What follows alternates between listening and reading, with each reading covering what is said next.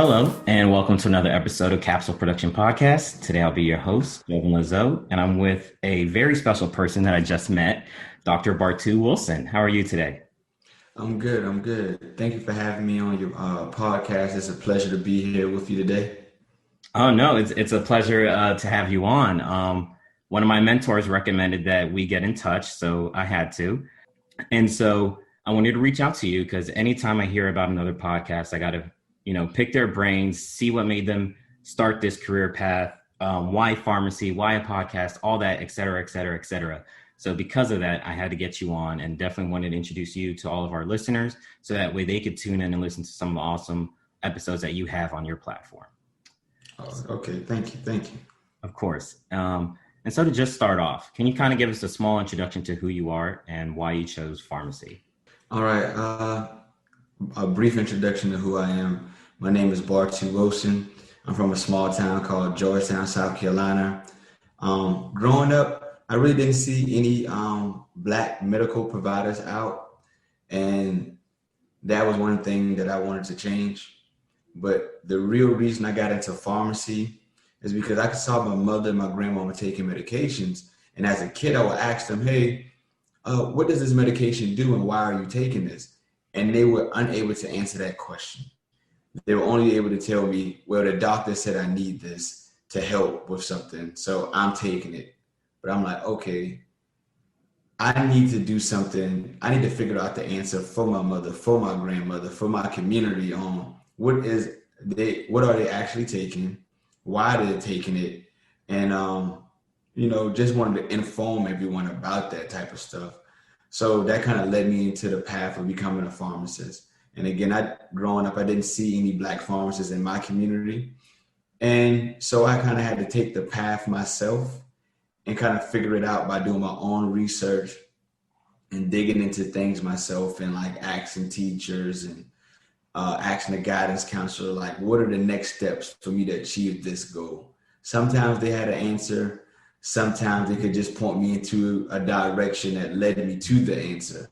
And that's kind of how I got my start into what made me want to become a pharmacist. I feel like a lot of us have similar touching stories that has kind of pioneered us down this path of pharmacy. So I definitely have a similar one with my aunt. And that's good to know that we as people, we like to be of service.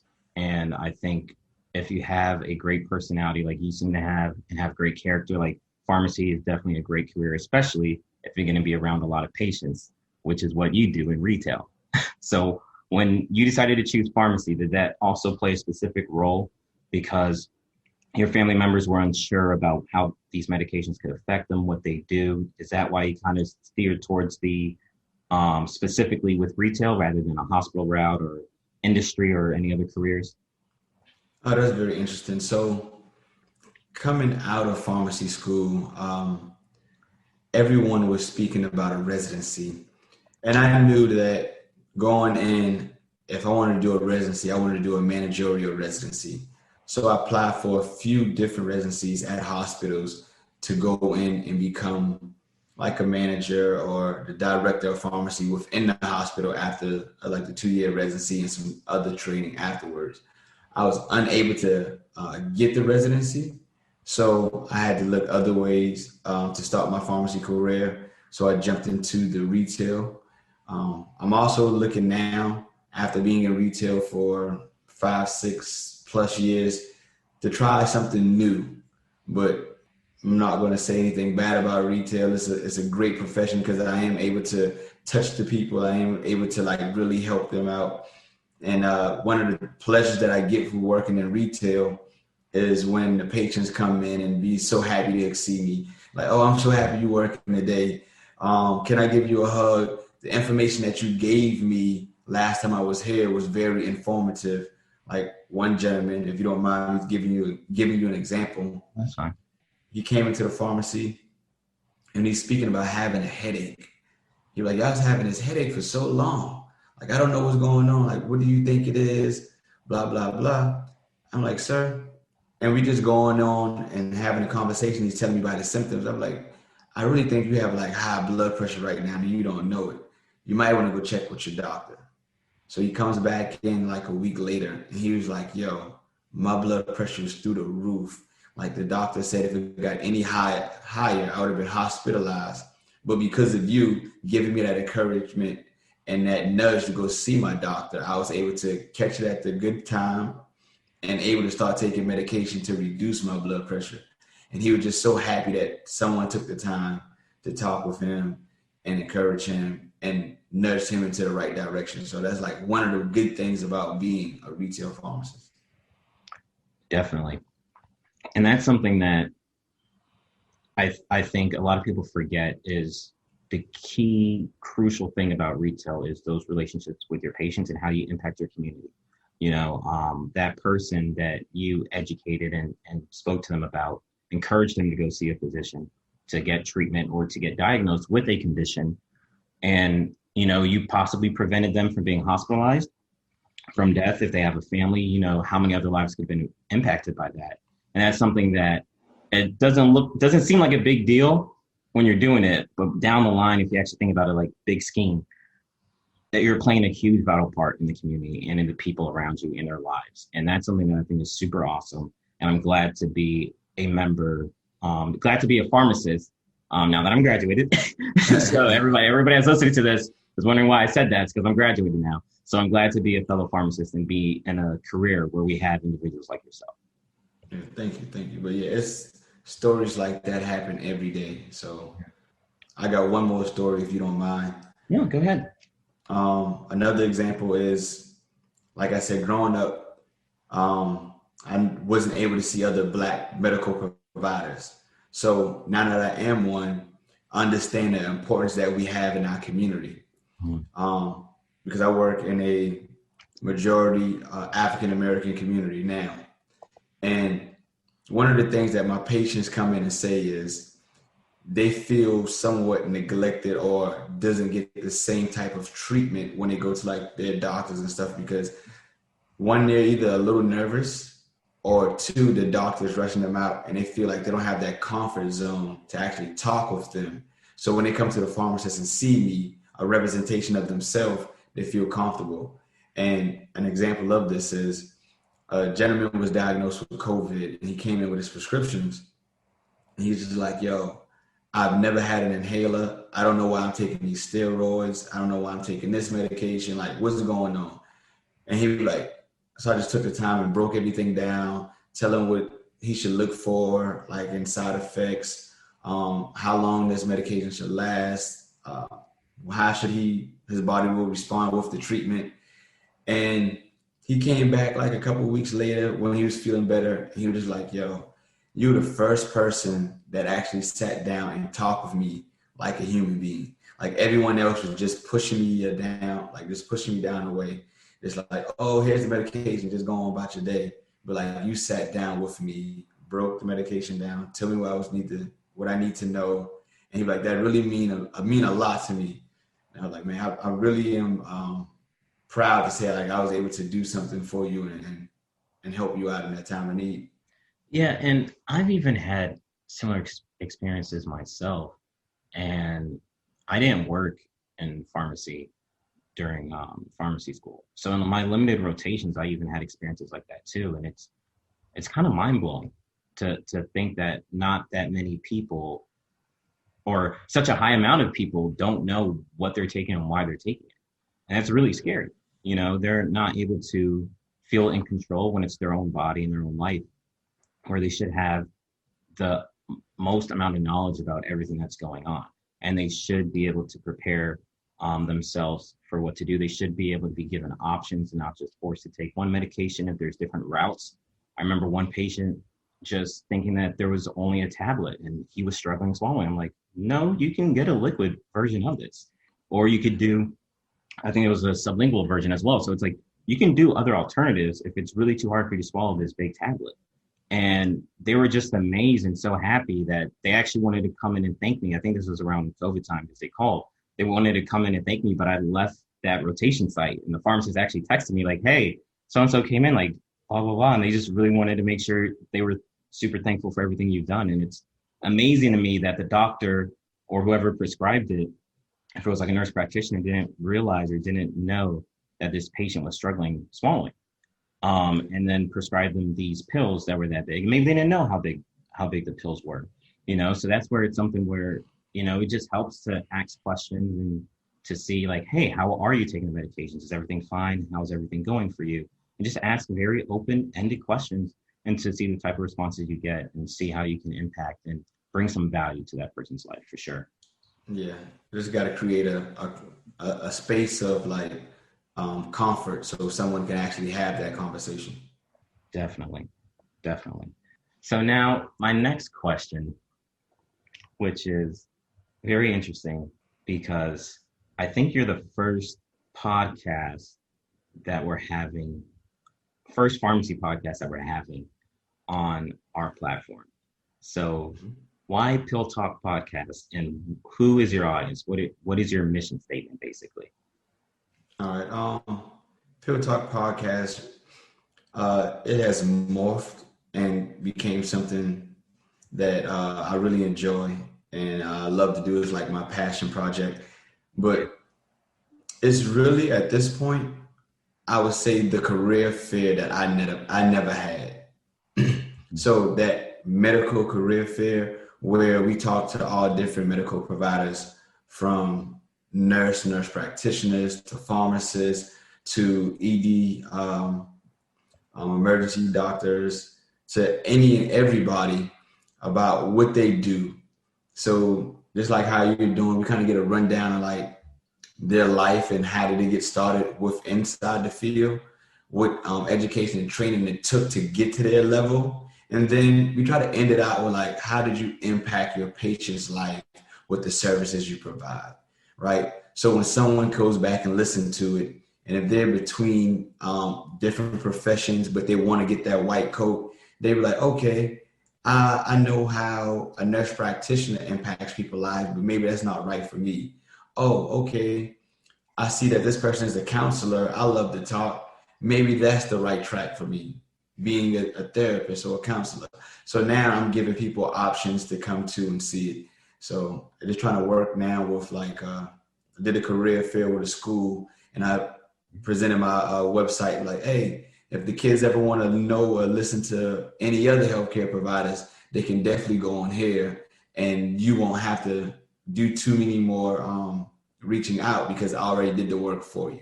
So here's a virtual career fair about the medical professions. And that's awesome because thinking back, I don't think I attended any career fairs unless it was pharmacy related.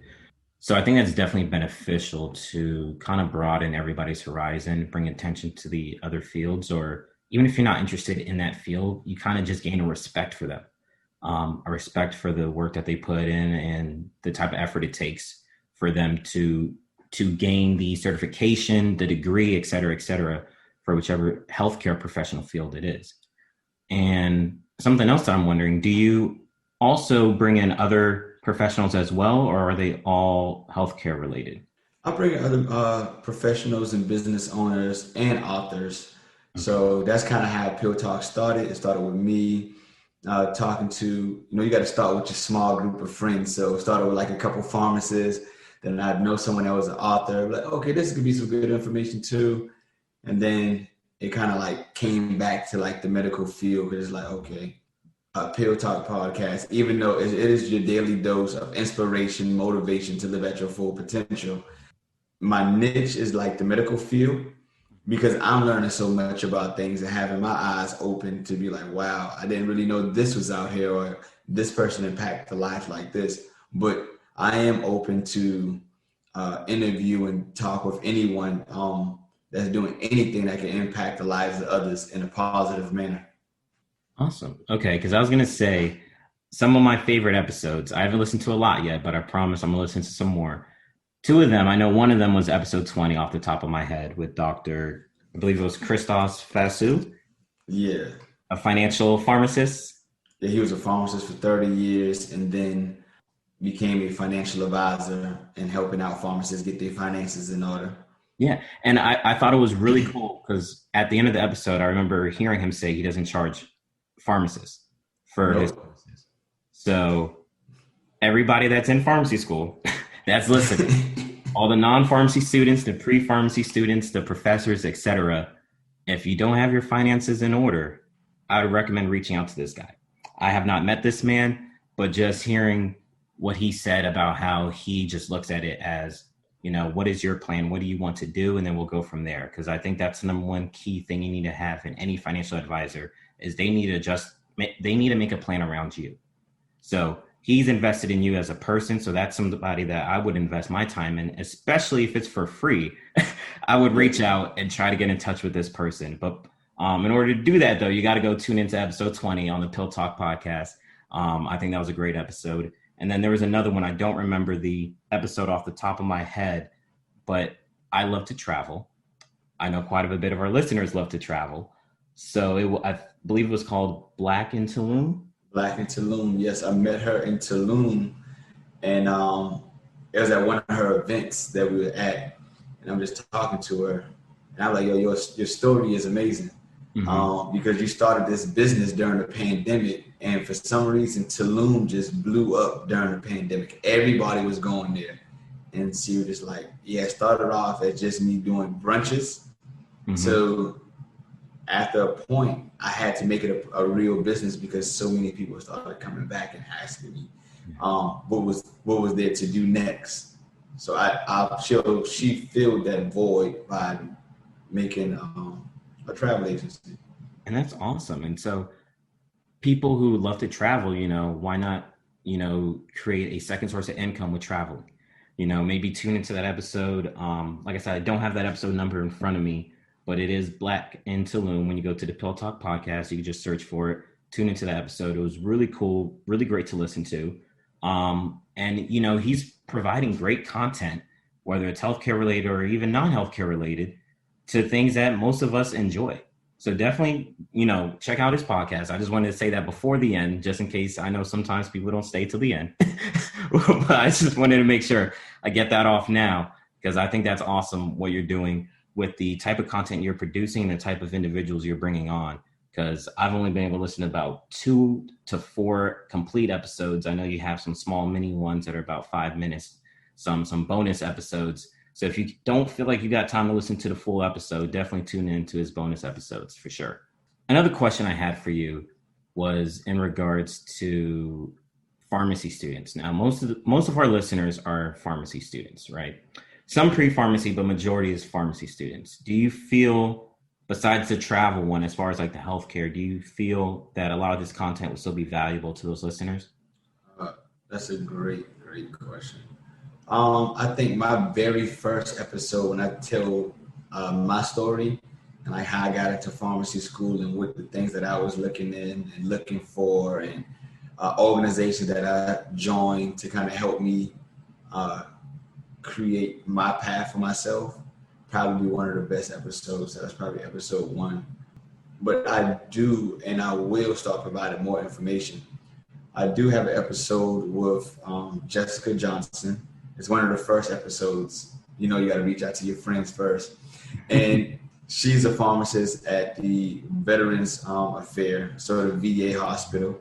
And she tells her journey and how she got into residency and what all she does in her practice, which is amazing. I talked to Jimmy Pruitt. I actually have 2 episodes with him. We had to run it back. The very first one was his story because we went to pharmacy school together. He has a podcast called Farm So Hard. Every Friday he releases a Pharmacy Friday Pearl on his website as well. But we talk about what he had to do to become a emergency department pharmacist, because that's not a regular position that pharmacist is in. That's like a specialty inside the hospital. So he talks about that.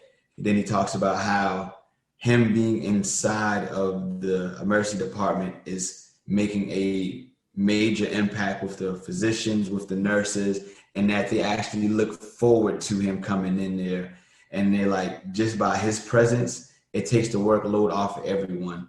So that was a good episode. And I think I have one more about COVID with Jimmy. He was very knowledgeable. We went through about the whole COVID vaccines and everything. Awesome. I wish I would have had that episode earlier because I know some people that were asking me to do something about the COVID vaccine, but I just didn't have the time. But all right, maybe I'll have to go ahead and plug that one, and see if we can share that so everybody could tune into that episode. But yeah, I wanted to touch on the ED thing. I think for anybody that's listening, all the pharmacy students and pre-pharmacy students, everywhere I've gone on rotations, I always ask the pharmacist the same question: what career fields do you think is the next wave in pharmacy? And I always get the same two answers. Everywhere I went, I got the same two answers. It was always either, actually, no, sorry, three. The same three answers. It was always either transition to care, specialty pharmacy, or ED. So definitely tune into that ED episode if that's something that you're unsure about, or you want to kind of figure out more day in the life of the ED pharmacist, because that's something that is coming up big time. And if you're paying attention, especially if you live in the Orlando area or Central Florida area, you'll see a lot more EDs are popping up and a lot less central cares. And that's just something I've started to notice myself. And that's why ED is a new thing. I don't want to say a new thing, but it's a buzzing business, if you want to say. That's like where the wave of a lot of jobs are opening up in pharmacy. So if that's something that you're interested in, or you want to kind of gain some more knowledge about, because you really won't get that much from school, definitely tune into that episode on the PillTalk Podcast to kind of get more feedback, to get more information about that career, for sure. Mm-hmm. And so I know you have to go soon. So for my last question, and I'm asking for myself as well as my listeners. So you're a pharmacist and you also have a podcast. How do you have time to do that? Because I know you're also a manager at CVS, correct? Yes, CVS. CVS. So how do you have time to be a manager at CVS and also to do this podcast? Even though I know it's a passion of yours, I know you enjoy it, but how are you able to create that time for this second hobby? So once it used to be very taxing and took up a lot of my time, but I had to start outsourcing my videos. So I found an editor, and I would go back and like watch my videos and do the timestamps, and I would send it to the editor now, and he chops it up and puts it on a platform, whatever. And that actually makes it so much easier, because now all I have to do is come up with the captions and the hashtags, which is almost the same for everything besides like the general topic. But that saves up a lot of time. But when I first started, it would be a whole day of me just sitting here trying to edit a video, because it's not something that I did or knew how to do. But now that took some workload off. But just trying to find a way to like outsource some of the things and making it easier for myself is like probably the best answer I got for you. I can definitely see how that's beneficial. I would say I did that myself. Love you, Alvin. Love you, Rachel. That's part of the reason why Sean and I, who's my co-host, wanted to bring in some other people to kind of work with us, just because we did not have enough time on our hands. So luckily we were able to convince Rachel and Alvin, and hopefully they're enjoying it being on the podcast team. So far so good, but having them come on and be a part of our team to help us kind of outsource work, have them work on a couple things. But thank you so much for coming on. While talking to you, I had a great idea for another episode that we can do. But before I do that, I definitely want people to check out your podcast, tune in, leave any comments on Apple Podcasts, Spotify, whatever you do. Give the 5 stars. That's awesome. I'm enjoying it. Definitely, like I said, tune into episode 20, the finance episode. That one was really awesome, and it's free for pharmacists. So I'm hoping it'll also be free for pharmacy students. I don't know. To reach out to Dr. Vanu. As far as to help with your finances, and to also definitely tune in if you like to travel to Black and Tulum to kind of learn about that travel experience and some things to do next time you go to Tulum in Mexico. And just in general, it's been a pleasure to have you on. I love what you're doing right now with the PillTalk Podcast. Definitely feel like I want to have some more episodes with you. I kind of want to give a brief introduction to my audience, who you are, and what you're about, so that way they could go ahead and start downloading, subscribing, and listening to your content. And then hopefully we can get you on, because I know you're busy.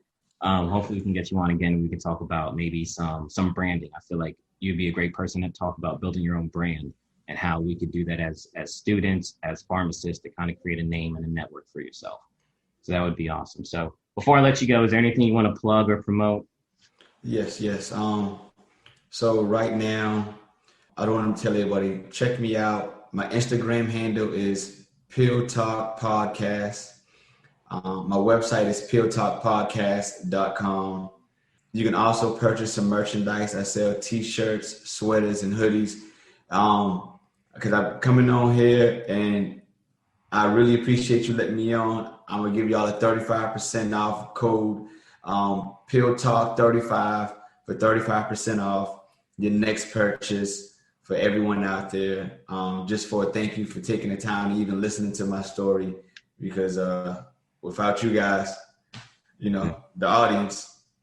Yeah, we're at service to the audience. So thank you everybody for listening. PillTalk Podcast, definitely tune into them.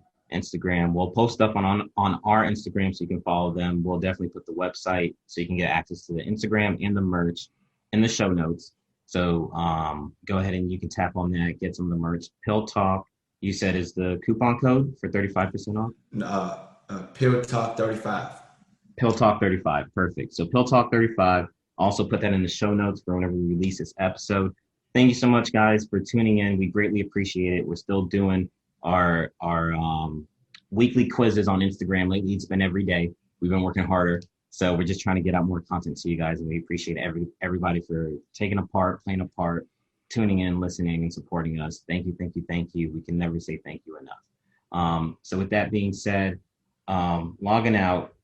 Hopefully I get to do more episodes for season 6. We'll see. Residency's going to be pretty busy. But once again, thank you so much for coming on. Today we have the PillTalk Podcast, Dr. Bartou Wilson. Thank you so much. Thank you for having me.